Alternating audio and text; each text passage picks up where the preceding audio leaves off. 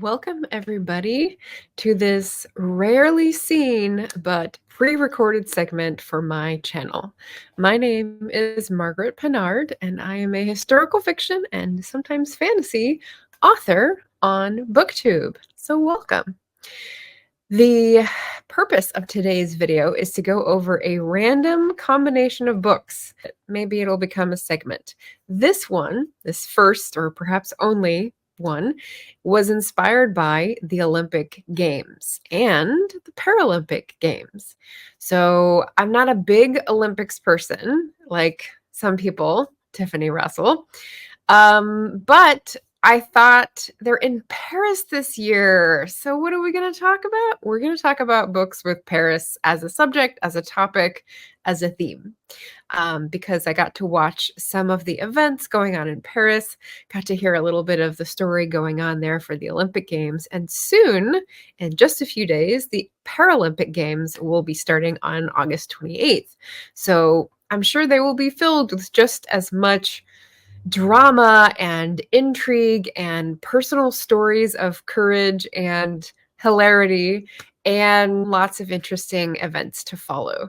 So in honor of the games being in Paris this year, right between the two types of games, this video will be going over 3 books that I just found on my shelves that I have not read, that I may read, that take place in Paris or talk about Paris. So if you don't know me and you're intrigued by the Paris theme, let me just say I write historical fiction. It doesn't take place in Paris. I'm more of a Anglo-speaking world type of girl. But here are my Paris bona fides. I studied abroad in Paris in 2001. Was meant to fly out to Paris on September 11th. And I have had a very just sort of starstruck view of Paris, like many people do throughout my life. I speak French, although it's a little rusty, and I'm from a partly French-Canadian family. Probably like 5 generations back, they were in Quebec. And I have sort of fed this all my life, reading about Paris, and I will be ending this video with what I want when I reach for a book set in or about Paris.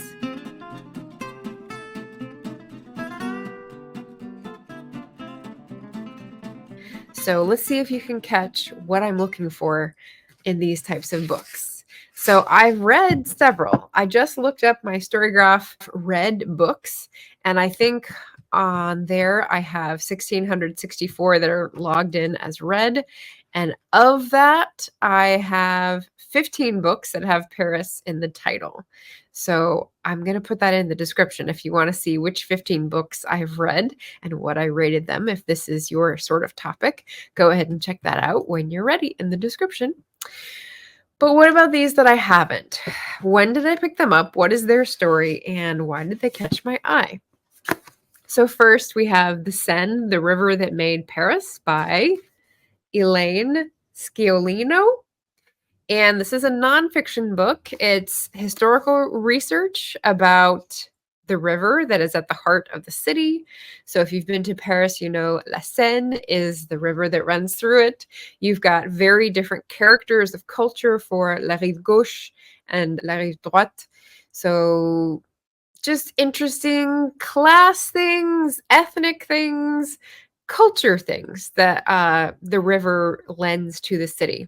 And so I thought that would be interesting because I like survey history kind of books that tell you a little bit about a lot of different things.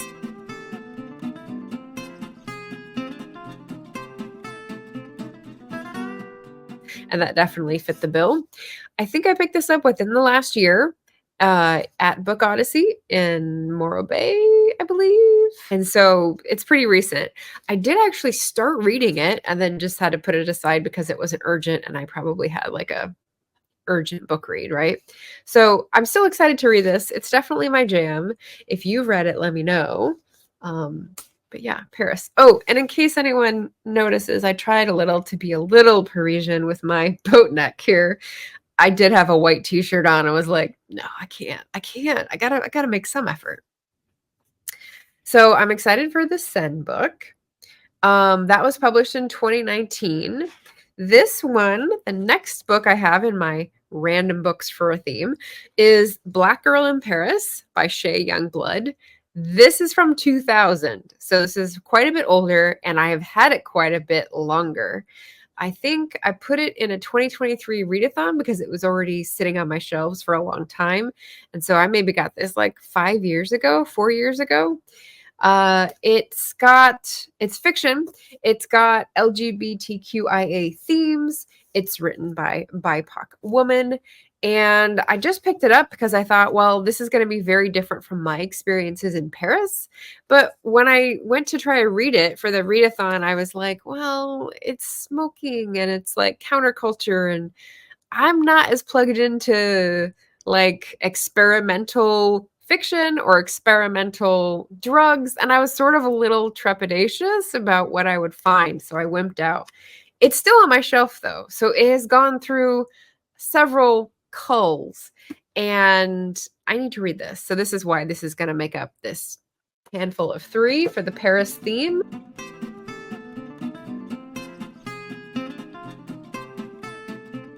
I gotta read it. If you've read that or have opinions, or both, I suppose, let me know.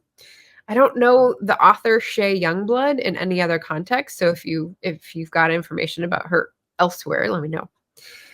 And then finally, we've got Paris by the Book, which is also purchased in the last year. This is from a used bookstore near Portland. It is from 2018. It is a mystery. So this is by Liam Callahan, and it's something like a man disappears and his family have a clue as to where to find him, and they have to go through this rigmarole in Paris based on this like mysterious disappearance. So I was kind of like, the mystery premise isn't that of much of a selling point, but the Paris setting and the cover, which imitates a Paris window setup, is like what drew me in probably. So it's a novel about a novelist, and that just caught my eye. And I do like a mystery every once in a while, like I just read. So set in Paris. And here's where I'll go into what am I looking for? When I look at a Paris mystery, what am I looking for to satisfy that Paris urge? What is that? And I came up with some adjectives or words that I think describe Paris. What do I want when I reach for a book set in or about Paris? Well, there's going to be a wistful vibe, meaning people that are looking for something but not quite finding it, because that says Paris to me. There's going to be a romantic atmosphere because there's always young lovers everywhere you meet in Paris, as well as people who have been together a long time. So romantic, and the next is history. Paris has been around for 1,000 years at least, and so we've got very different layers of history, from the heathen Parisi tribe of Celts to the Romans to the Middle Ages, the barbarians, to the start of the modern monarchy, to the Sun Kings, to the glorious century, to the revolution times, and, just like revolution after revolution. It was like an experimental melting pot of politics and movements, I guess is what I want to say. So the history really gets me. Fate. I feel like in most French media that I've consumed, there's some fatalism, meaning people struggle for things, but there is a sense of either God or a deus ex machina event or element, or just contenting yourself with the events as they roll out, because what are you going to do? So fate, a feeling of small town but big city. So Paris is a big city, not a mega city in like the modern sense, but definitely a big city on the world stage when you think of movers and shakers in world politics in the mental way. And I don't know how many millions it has, probably not even in the top 15 in the world now, but it is a big city in terms of the collective imagination. But when you're there, it feels like a small town because of all the neighborhoods and enclaves and the way things got divided up in arrondissements and how they developed and how people seem to just be nosy. So you've got both a small town feel with its pluses and minuses and a big city with its pluses and minuses. One of the pluses being you've got world-class museums, which is always my favorite. Speaking of favorite, my favorite museum is not the Louvre. Guess what it is?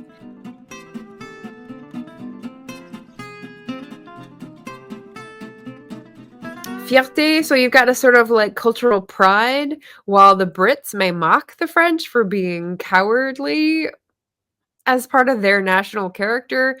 I think there's a pride in the philosophy and the intellectual tradition and the beauty of things that France has made. So, like, a lot of that is concentrated in Paris for museums and, I don't know, like the theater and textiles and architecture, and a lot of that you could just see on the street, which is really cool.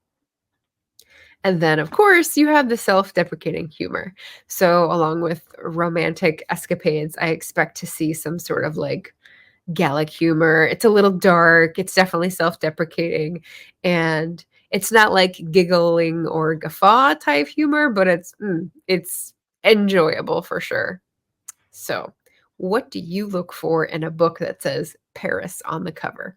What do you think you will find?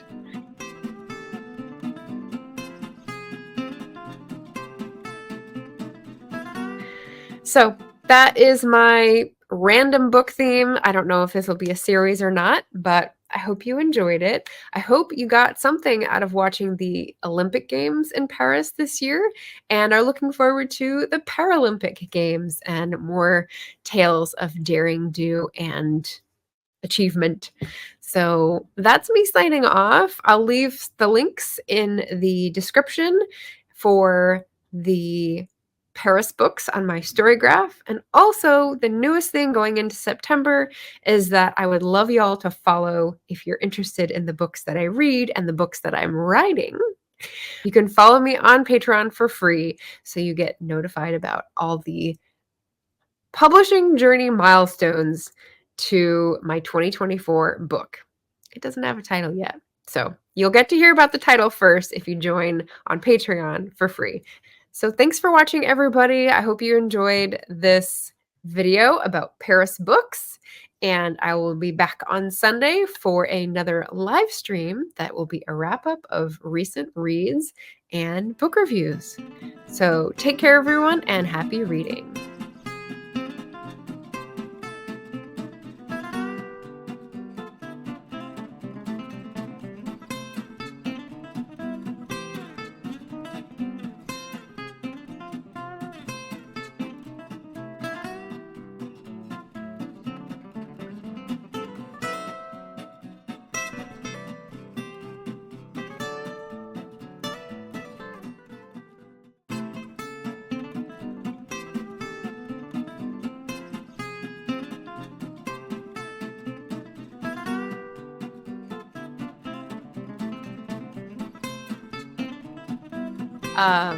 You can follow me on free for Patreon.